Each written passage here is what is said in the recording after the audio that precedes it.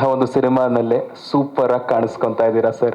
ನಿಮ್ಮ ಅನುಭವ, ನಿಮ್ಮ ಪಾತ್ರದ ಬಗ್ಗೆ ನೀವು ಹೇಳಬೇಕಂದ್ರೆ. ಎಲ್ಲ ಮಾಧ್ಯಮ ಮಿತ್ರರಿಗೂ ನನ್ನ ಹೃದಯಪೂರ್ವಕ ವಂದನೆಗಳು.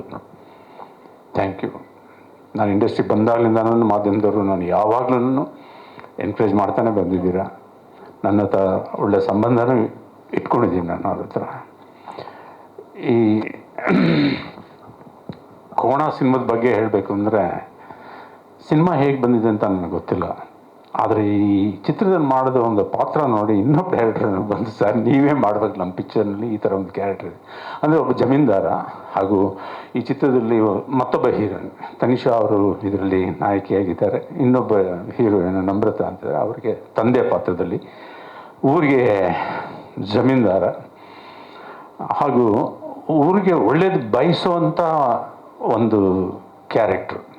ಏನೇ ಕಷ್ಟ ಬಂದರು, ಯಾರಿಗೇನೇ ಕಷ್ಟ ಬಂದರು ಅದಕ್ಕೆ ಸ್ಪಂದಿಸಿ, ಅವ್ರಿಗೆ ಒಂದು ಪ್ರಾಬ್ಲಮ್ ಇರ್ತದೆ, ಒಂಥರ ಒಂದು ಸೈಡ್ ಪ್ಯಾರಲಿಸಿಸ್ ಆಗಿ ಸರಿಯಾಗಿ ನಡೆಯೋಕ್ಕೂ ಆಗಲ್ಲ, ಹಿಂಗೆ ತೆಳ್ಕೊಂಡು ಹೋಗುವಂಥ ವ್ಯಕ್ತಿತ್ವ.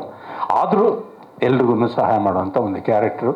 I am very very happy and very thankful to ನಿರ್ಮಾಪಕರಾದಂಥ ರವಿ ಅವರಿಗೆ ಹಾಗೂ ತನಿಷ್ಕಾ ಅವರಿಗೆ ಮತ್ತೆಲ್ರಿಗೂ.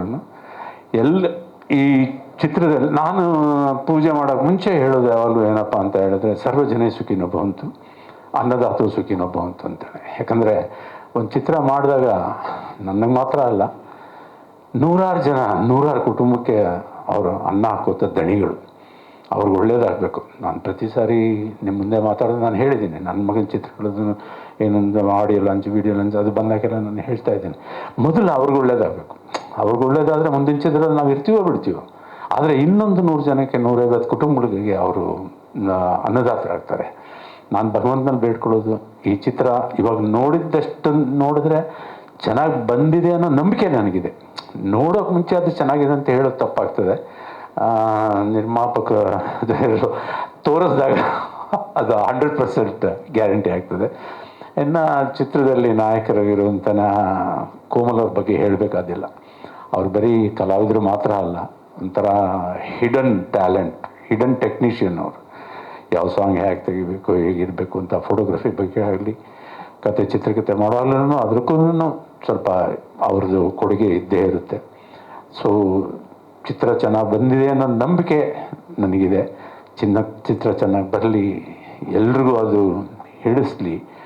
ಎಲ್ಲರೂ ಒಂದು ಸಾರಿ ನೋಡಿದವರು ಎಲ್ಲರೂ ಥಿಯೇಟ್ರಿಗೆ ಬಂದು, ಜನ ಎಲ್ಲ ಪ್ರೇಕ್ಷಕರು ಥಿಯೇಟ್ರಿಗೆ ಬಂದು ನೋಡಿದ ಮೇಲ್ಗಡೆ ಚಿತ್ರ ಚೆನ್ನಾಗಿದೆ ಅಂದರೆ ಅವರೇ ಪಬ್ಲಿಸಿಟಿ ಮಾಡ್ತಾರೆ.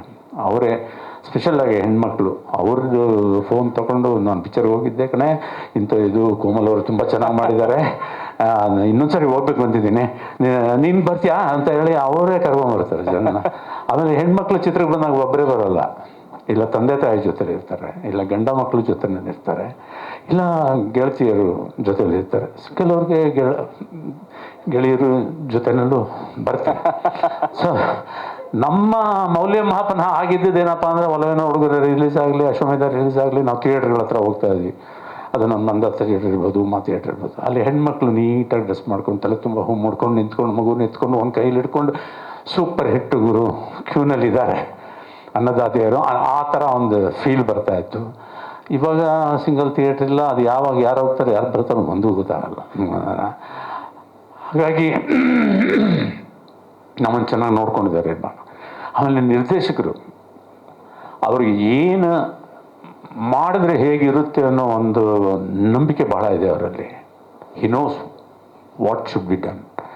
ನಾನೇ ಏನಾದರೂ ಇದು ಮಾಡೋಕ್ಕಾದ್ರೆ, ಸರ್ ಕೀರ್ತಿ ಸರ್ ಹಿರಿಯ ಕಲಾವಿದ ಅಂತ ಒಂದು ಸ್ವಲ್ಪ ಹೆಸಿಟೇಷನ್ ಇರುತ್ತೆ ಹೇಳೋಕ್ಕೆ. ಅದು ಇಲ್ಲ ಹರಿ ಹೇಳಿ, ಅದೇ ನೀವು ಬರ್ಬೇಕಾದ್ರೆ ಸ್ವಲ್ಪ ಇದನ್ನು ಕೈನ ಇದು ಮಾಡ್ಕೊಂಡು ಆಮೇಲೆ ಯಾವುದೇ ಶಾರ್ಟ್ ಇಟ್ಟರು ಯಾವ ಕ್ಷಣಕ್ಕೆ ಯಾವ ರೀತಿಯಾಗಿ ಶಾರ್ಟ್ ಇಡಬೇಕು ಅಂತೇಳಿ ಅವರು ನಾಗರಾಜ್ ಅವರು, ನಮ್ಮ ಮೂರ್ತಿಯವ್ರ ಮಗರು, VNS ಮೂರ್ತಿಯವರು ಒಳ್ಳೆ ಕೆಲಸ ಮಾಡಿದೆ. ಒಳ್ಳೆ ಟ್ರೂಪು ಎಲ್ಲ ಒಂದು ಒಳ್ಳೆ ಗ್ಯಾಂಗ್ ಸಿಕ್ಕಿದಾಗ ಏನೇ ಕೆಲಸ ಕೈ ಹಾಕಿದ್ರು ಸಕ್ಸಸ್ ಆಗೋಂಥ ನಂಬಿಕೆ ನನಗಿದೆ. ಈ ಪಿಕ್ಚರ್ನು ಸಕ್ಸಸ್ ಆಗುತ್ತೆ, ಜನಗಳಿಗೆ ಹಿಡಿಸುತ್ತೆ, ನಿಮಗೆಲ್ಲ ಹಿಡಿಸುತ್ತೆ. ನಿಮ್ಮ ಸಹಕಾರ, ನಿಮ್ಮ ಆಶೀರ್ವಾದ ಸದಾ ಅವ್ರ ಮೇಲಿರಲಿ, ಎಲ್ಲರ ಮೇಲೂ ಭಗವಂತನ ಆಶೀರ್ವಾದ ಇರಲಿ ಅಂತ ನಾನು 2 ಮಾತು ಮುಗಿಸ್ತೀನಿ. Thank you. Take care. Super sir. ಈ ಗ್ಯಾಂಗ್ ಸಿನಿಮಾನಲ್ಲಿ ಒಳ್ಳೇದಾಗ್ಲಿ sir. Thank you so much sir. Thank you very much. ಕ್ಷಣ ಕ್ಷಣದ ಸುದ್ದಿಗಳಿಗಾಗಿ ಫ್ರೀಡಂ ಟಿವಿ ಸಬ್ಸ್ಕ್ರೈಬ್ ಮಾಡಿ, ಲೈಕ್ ಮಾಡಿ ಹಾಗೂ ಫಾಲೋ ಮಾಡಿ.